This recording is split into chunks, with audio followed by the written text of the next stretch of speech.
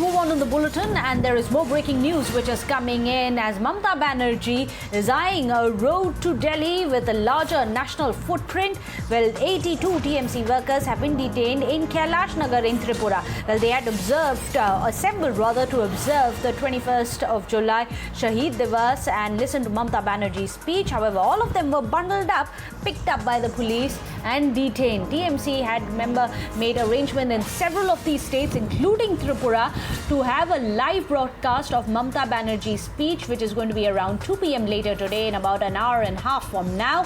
But right ahead of that, all the TMC members who had assembled to listen to Mamata Banerjee's speech have now been bundled up. These are the visuals coming in of TMC supporters who've been bundled up in Tripura, and they've been put in buses and they are now being escorted away. 82 such TMC workers have now been detained. Let me go across to Tamal Saha. Tamal, Mamata Banerjee may have national ambitions, but be it Ahmedabad or now even stories and visuals coming in from Tripura, clearly she's running into a lot of people and well as powers who are obstructing her rise.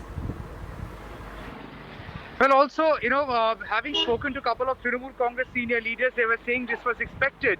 The entire run-up to West Bengal election 2021, we have seen the kind of acrimony that came in the public domain. The face-off that came in public domain between Trinamool Congress and BJP. And even after the landslide victory, as Mamata Banerjee aims to take on BJP in their own citadel, of course the sailing would not be that smooth.